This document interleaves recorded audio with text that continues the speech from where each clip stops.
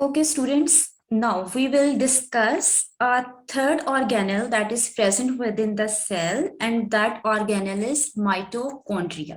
Okay जी, आपको पहले से आइडिया है कि माइटोकॉन्ड्रिया क्या है। माइटोकॉन्ड्रिया एक ऑर्गेनल है that is the power house of the cell. इसे power house of the cell क्यों कहते हैं जी? क्योंकि एटीपी की प्रोडक्शन करता है। ओके, लेक्चर में अभी डिस्कस करेंगे जी कौन सा साइकिल है which will produce the maximum ATPs. अच्छा, अब इस साइकिल में एटीपी एक्चुअली प्रोड्यूस कैसे होती है, this is the topic that is under biochemistry. आपने बायोकेमिस्ट्री के सब्जेक्ट में उसे पढ़ना है। इधर जर्नल से डिस्कशन करेंगे जी। माइटोकॉन्ड्रिया ऑर्गेनल है that is also known as the power house of the cell. इसकी लेंथ कितनी है? That is 5 to 12 micrometer. Diameter कितना है इसका? 0.5 to 1 माइक्रोमीटर। ओके जी, हमने डिस्कस कर लिया mitochondria that is power house of the cell. इसे power house of the cell क्यों कह रहे हैं? क्यों? Because it is producing ATP, that is it is producing the energy. ATP कैसे प्रोड्यूस कर रहा है? That is producing ATP by cellular respiration.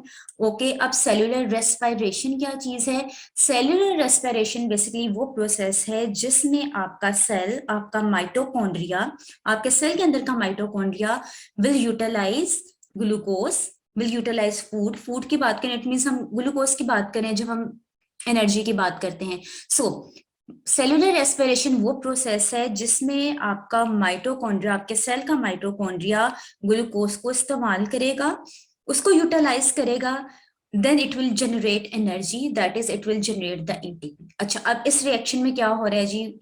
इस वाले रिएक्शन में जो यहाँ पर दिखाया गया है, ग्लूकोज और ऑक्सीजन रिएक्ट करे, अल्टीमेटली कार्बन डाइऑक्साइड और वाटर प्रोड्यूस हो रही है, साथ ही साथ डेफिनेटली एनर्जी की प्रोडक्शन हो रही है और energy is in the form of ATP, that is adenosine triphosphate. ATP, A for adenosine, T for tri and P for phosphate, and this is actually the cellular respiration. Okay, अब हमने discuss कर लिया cellular respiration में क्या है। आपका cell, आपका mitochondria आपके फूड को यानी कि आपके ग्लूकोज को यूटिलाइज कर रहा है। यू कैन से बेसिकली क्या कर रहा है? केमिकल एनर्जी को यूटिलाइज कर रहा है और केमिकल एनर्जी को यूटिलाइज करते हुए क्या चीज प्रोड्यूस कर रहा है? It is producing ATP. ठीक है जी, अब सेलुलर रेस्पिरेशन के अंडर, इसके अंदर कौन कौन सी साइकिल्स आ जाती हैं? अच्छा, बच्चों को अक्सर क्लियर नहीं होता, वो समझते हैं अच्छा सेलुलर रेस्पिरेशन एक अलग चीज है, इलेक्ट्रॉन ट्रांसपोर्ट एक अलग चीज है, ग्लाइकोलाइसिस एक अलग चीज है।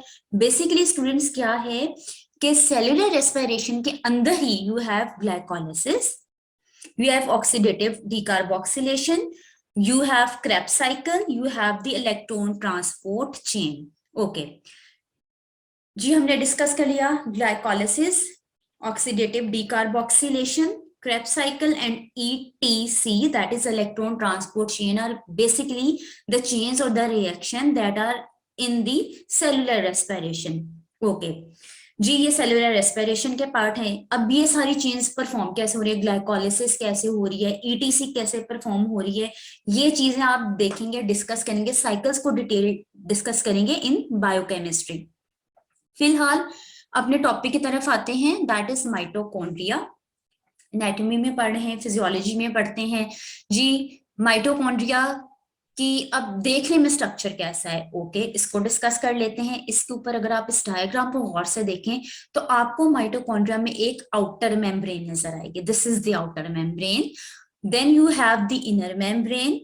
ओके, अब आ जाती है आपके पास इंटरमीडिएट स्पेस। अब गौर करें डायग्राम को कि इंटरमीडिएट स्पेस कहां पर है, that is the space that is between the outer membrane and the inner membrane. जी, अब ये स्पेस आ गई जो ब्लू कलर में इधर इंडिकेटेड है, दैट इज इंटरमीडिएट स्पेस। अब आ जाते हैं क्रिस्टाई। क्रिस्टाई क्या चीज है? दिस इज क्रिस्टाई, वर्ड रिटन है इधर क्रिस्टाई। अब क्रिस्टाई इधर क्या चीज है? आप ये फोल्डिंग्स देख रहे हैं इधर, इन फोल्डिंग्स जिसे कह रहे हैं जनरल लैंग्वेज में, दीज इन फोल्डिंग्स। अब किस चीज की इनफोल्डिंग है? ये आपके पास ये इनर मेम्ब्रेन की इनफोल्डिंग्स हैं। So infoldings of inner membranes are actually called cristae. ठीक है, आप इन फोल्ड्स को बेसिकली क्या कह रहे हैं? आप इन फोल्ड्स को कह रहे हैं कि जी दीज आर क्रिस्टाई। ओके, क्रिस्टाई डिस्कस कर लिए। Now what is matrix. अच्छा, अब अक्सर लोगों के जहन में क्वेश्चन आता है जी, मैट्रिक्स बेसिकली आपके पास किसी स्पेस का नाम है या किसी फ्लूइड का नाम है।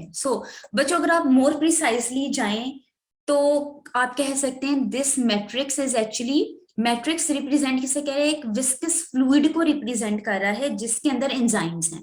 ओके, अब ये मैट्रिक्स कहाँ है, मोस्ट बुक्स में आपको मिलेगा this is the space, this is the space that is enclosed by the inner membrane. ये जो ब्लू कलर में आपको इंडिकेटेड है, इसे वो कह रहा है this is the space that is enclosed by the inner membrane, और इसे ये कह रहे हैं जी दिस इज मैट्रिक्स। ओके, और कैसे डिफाइन कर सकते हैं बेसिकली, अब प्रिसाइज डेफिनेशन क्या है, प्रिसाइज बच्चों डेफिनेशन ये है, this is the sub compartment, ये एक सब कंपार्टमेंट है that is present within the mitochondria, and this subcompartment actually contains the fluid, it contains the viscous fluid which consists of the various enzymes to perform the different functions. Okay, सो जी इस mitochondria के अंदर आपको ये जो fluid basically है इसको हम matrix कह रहे हैं। ओके, नाउ जी अब हमने डिस्कस कर लिया जी, आउटर मेम्ब्रेन है, इनर मेम्ब्रेन है, ठीक है जी। अब मेम्ब्रेन की कंपोजिशन क्या है, अगर आप आउटर मेम्ब्रेन की बात करें या इनर मेम्ब्रेन की बात करें, they are made up of phospholipids and proteins, very simple composition. आ जाएं जी, अब आ जाएं आउटर मेम्ब्रेन के ऊपर। ये आपको आउटर मेम्ब्रेन नजर आ रही है अगर डायग्राम पे फिगर पे गौर करें, और यहाँ पे कुछ आपको पोर्स नजर आ रहे हैं जिसे हम कह रहे हैं पोरिंस। सो डायग्राम देखने से एक चीज हमें क्लियर होगी कि बेसिकली जो आपके पास आपका माइटोकॉन्ड्रिया है उसकी आउटर मेम्ब्रेन पे you have channels, you have porins. Okay, अब ये पोरिंस क्या है, डेफिनेटली ये प्रोटीन्स ही हैं, ठीक है। अब these are actually the integral membrane protein। integral membrane protein अब क्या चीज है, integral membrane protein, integral English का वर्ड है, integral means within. So integral membrane protein वो proteins that are within the membrane. Okay, जो membrane के अंदर है, और इन प्रोटीन्स ने क्या बना रखा है, चैनल बना रखा है। ओके, इन चैनल्स को हम बेसिकली पोरेंस कहते हैं, यानी कि पोर्स हैं। अब इन पोर्स में से कितने साइज के मॉलिक्यूल्स, आयंस या स्मॉलर प्रोटीन्स पास कर सकती हैं, दैट इज 5000 डेल्टन। ये साइज है 5000 डेल्टन, या 5000 डेल्टन से लेस का साइज इन पोरीन से, इन पोरीन चैनल से पास कर सकता है। सो आप कह सकते हैं यहां से सिर्फ smaller molecules, smaller ions, smaller proteins जो हैं यहां से पास कर सकती हैं। ये हम आउटर मेम्ब्रेन की बात करें। अच्छा, अब चैनल्स की तरफ तो हम आ गए, पोरीन्स को हमने डिस्कस कर लिया। नाउ डिस्कस करते हैं जी इधर क्या कोई एंजाइम भी प्रेजेंट है। बुक्स खोली, बुक्स में मिला कि these are studied, means these are loaded with the enzymes concerned with biological oxidation। अच्छा, यहाँ पर वो एंजाइम है that are involved with oxidation। थोड़ा सा डिटेल में जाते हैं, गूगल किया भाई कौन सी ऑक्सीडेशन हो रही है, किस किस्म की ऑक्सीडेशन हो रही है। अच्छा, अब उस कॉमन एंजाइम क्लास को डिस्कस कर लेते हैं जो आप आगे जाकर थर्ड सेमेस्टर में फार्माकोलॉजी में भी पढ़ने वाले हैं, दैट आर मोनोअमाइनो ऑक्सीडेजेस। ठीक है, MAO जी, ये वो एंजाइम क्लास है that is basically present in the outer mitochondrial membrane. यहां पर इसका काम क्या है, ब्रेक डाउन करवाना। किस किस्म की ब्रेक डाउन करवाना, ऑक्सीडेटिव ब्रेक डाउन करवाना न्यूरोट्रांसमीटर्स की। न्यूरोट्रांसमीटर्स आप फिजियोलॉजी में डिस्कस करेंगे, ठीक है, पढ़ेंगे। अच्छा, बी मोनोमाइन ऑक्सीडेजेस हैं, माइटोकॉन्ड्रिया में प्रेजेंट है, माइटोकॉन्ड्रिया की आउटर मेम्ब्रेन में प्रेजेंट है। वहां पे क्या फंक्शन परफॉर्म कर रहे हैं, ऑक्सीडेटिव ब्रेकडाउन करवा रहे हैं आपके न्यूरोट्रांसमीटर्स की। कौन सी एग्जांपल्स हैं उन न्यूरोट्रांसमीटर्स की जिसकी ब्रेकडाउन करवा रहे हैं, दीज आर नोरापिन, एपिनेफ्रीन, एपिनेफ्रीन या एड्रीनालिन, नोरेड्रीनालिन कह लें, डोपामिन की करवा रहे हैं। ओके, और इस पूरे प्रोसेस में क्या चीज जनरेट कर रहे हैं, that is H2O2, that is hydrogen peroxide। सो इधर आपको एक ड्रग क्लास की एग्जांपल मिलेगी that is present within the outer membrane of the mitochondria, that are MAO, monoamine oxidases. अच्छा, आउटर मेम्ब्रेन डिस्कस कर ली, सबसे पहले आप मैट्रिक्स की तरफ आ जाते हैं, फिर इनर मेम्ब्रेन की तरफ भी आते हैं जी। इंटीरियर मैट्रिक्स या इंटीरियर में, माइटोकॉन्ड्रिया के इंटीरियर में या मैट्रिक्स में कौन से साइकिल परफॉर्म हो रही है। ओके भी, ये आपके पास वो मैट्रिक्स है मैट्रिक्स के अंदर आपके पास वो एंजाइम्स हैं that are concern with the citric acid cycle, tricarboxylic acid cycle भी जिसे कहते हैं, ठीक है, टीसीए साइकिल भी जिसे कहते हैं। सो टीसीए साइकिल के एंजाइम्स आपको सारे के सारे मैट्रिक्स में मिल रहे हैं। सो यू कैन से जी TCA cycle is actually occurring within the matrix. देखिएगा डायग्राम में भी गौर करें तो मैट्रिक्स के अंदर हो रही है, ना कि यहाँ आउटर मेम्ब्रेन में, ना कि यहाँ इनर मेम्ब्रेन में, मैट्रिक्स के अंदर हो रही है। अच्छा, और मैट्रिक्स के अंदर क्या हो रहा है? मैट्रिक्स के अंदर ऑक्सीडेशन हो रही है आपके तीन मेजर कंपोनेंट्स की। First one is carbohydrates, secondly you have the lipids, thirdly amino acids. Okay, अभी तक जी दो फंक्शंस आगे जो कि मैट्रिक्स के अंदर हो रहे हैं, टीसीए साइकिल, दूसरी ऑक्सीडेशन। अब तीसरा फंक्शन को किस चीज का हो रहा है? बायोसिंथेसिस हो रही है, प्रोडक्शन हो रही है। कौन से दो कंपोनेंट्स की? यूरिया एंड हीम की। Biosynthetic pathways involving urea and heme synthesis. अच्छा जी, अब कंक्लूड करते हैं, मैट्रिक्स के अंदर तीन फंक्शन आ रहे हैं। सिट्रिक एसिड साइकिल परफॉर्म हो रही है, सेकेंडली ऑक्सीडेशन हो रही है, ऑक्सीडेशन तीन कंपोनेंट्स की हो रही है, carbohydrates, lipids and immuno acids की। मैट्रिक्स के अंदर बायोसिंथेसिस किन दो कंपोनेंट्स की हो रही है? यूरिया की एंड दी हीम। ओके, अब आ जाते हैं इनर मेम्ब्रेन के ऊपर, that is an important membrane. इसे एंड पे किस लिए डिस्कस कर रहे हैं, थोड़ा सा इसका डिटेल है जो डिस्कस करनी चाहिए। ओके, इनर मेम्ब्रेन, इस इनर मेम्ब्रेन की हम बात कर रहे हैं। अब गौर से डायग्राम में देखिए, ये जो इनर मेम्ब्रेन है, येलो सा आपको कुछ नजर आ रहा है, देन आपको ये पर्पल सा कुछ नजर आ रहा है। अच्छा, पर्पल सा जो इसके अंदर नजर आ रहा है वो एक ना एक पर्टिकुलर शेप दी गई है, बेसिकली एक रिप्रेजेंटेशन का तरीका है। ये एक्चुअली एक एंजाइम को रिप्रेजेंट कर रहा है। इस डायग्राम को गौर से देखें। Now what are the functions which are occurring within the inner membrane? So वो फंक्शन कौन सा है? That is electron transport chain का फंक्शन है।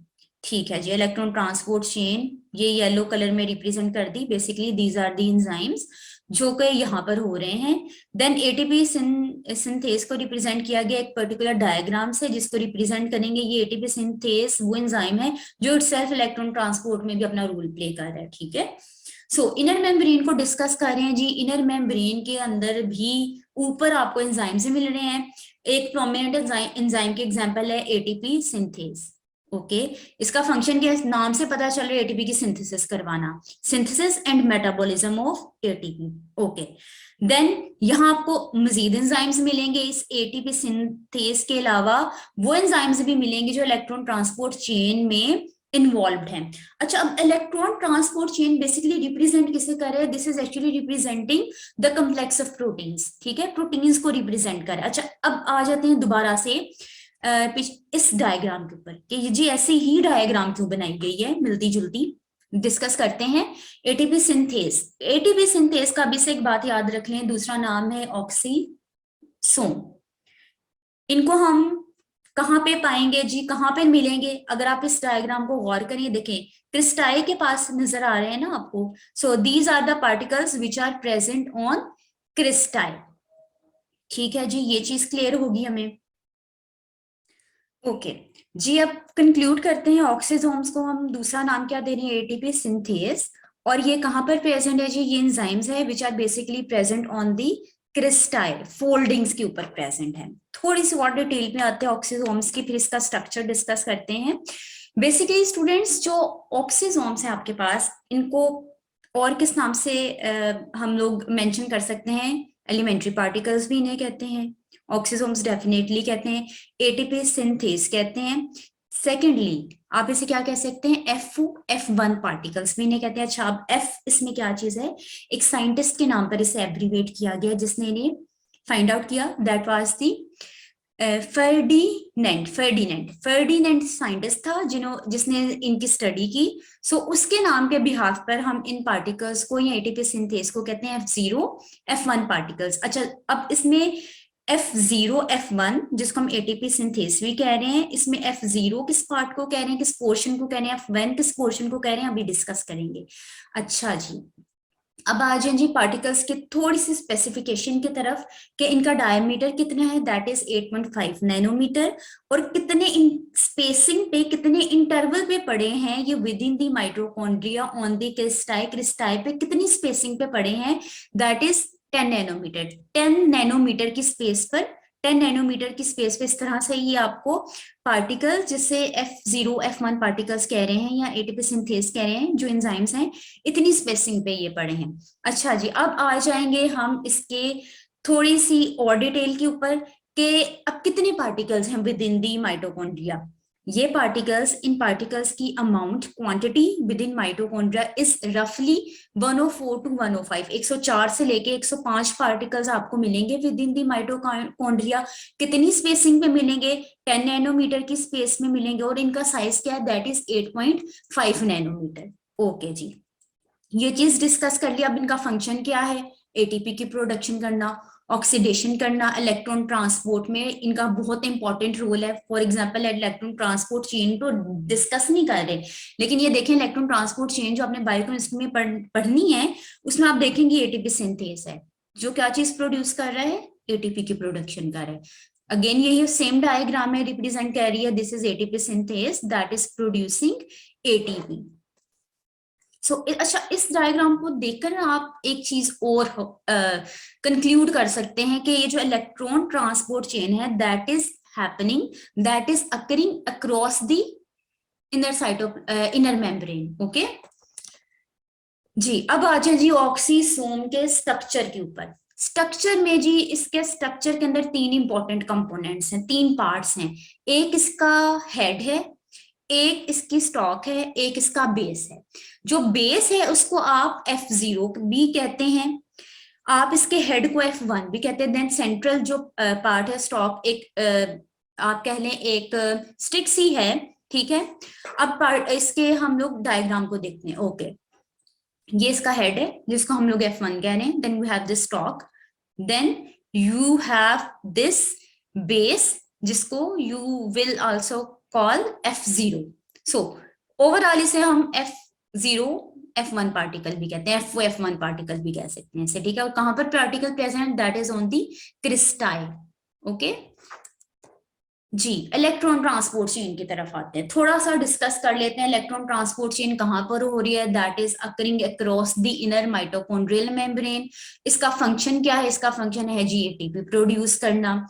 इसी की वजह से जी हम ज्यादातर एटीपीज डेफिनेटली प्रोड्यूस आपके माइटोकॉन्ड्रिया में हो रहे हैं, जिसका वजह से हम कहते हैं जी माइटोकॉन्ड्रिया का फंक्शन क्या है? To produce ATP, to produce energy, that's what is called the power generating unit of the cell. इसके अंदर सिट्रिक एसिड साइकिल भी हो रही है जो कि एटीपी प्रोड्यूस कर रही है। देन लेकिन अगर आप गौर करें, मेजॉरिटी ऑफ द एटीपी, ज्यादा अमाउंट एटीपी कौन प्रोड्यूस करे? That is electron transport chain, oxidative phosphorylation के through maximum ATPs, that are 34 ATPs are produced within the mitochondria. Okay जी, अब एक और फंक्शन, लास्ट फंक्शन की तरफ हम लोग अभी आएंगे, that is the thermogenesis. Thermogenesis, genesis होता है ना प्रोडक्शन करना, थर्मो मींस हीट। हीट की प्रोडक्शन भी कहां पर हो रही है? आपके जी माइटोकॉन्ड्रिया में हो रही है। ऑक्सीडेशन हो रही है, एटीपी प्रोडक्शन हो रही है, हीट की प्रोडक्शन हो रही है। ओके, फैटी एसिड्स की ऑक्सीडेशन भी माइटोकॉन्ड्रिया के अंदर हो रही है। अच्छा, एक चीज अभी से याद कर लें कि जरूरी नहीं कि खाली ग्लूकोज ही आपके पास है जो कि एनर्जी प्रोड्यूस कर रहा है। इसके अलावा आपके पास you have the fatty acids which are also acting as source of energy, ठीक है। ये देखें फैटी एसिड है, अल्टीमेटली साइकिल्स पढ़ेंगे आप बायोकेमिस्ट्री में, that is acting as a source of ATP. So conclusion is that के जी आपके पास जो आपका माइटोकॉन्ड्रिया है that is the power house of the cell because of the production of ATP. Maximum ATP कौन प्रोड्यूस कर रहा है? That is produce by the electron transport chain that is occurring across the inner mitochondrial membrane. Okay, ATP synthase का आपने दूसरा नाम याद रखना है, एटीपी सिंथेस का आपने स्ट्रक्चर अच्छे तरीके से याद रखना है, और ऑब्जेक्टिव पॉइंट ऑफ व्यू से आपने जी ये जो सिंथेस है एटीपी सिंथेस, इसका पार्टिकल साइज याद रखना है, इसकी स्पेसिंग याद रखनी है, number of particles with in the mitochondria लाजमी याद करनी है।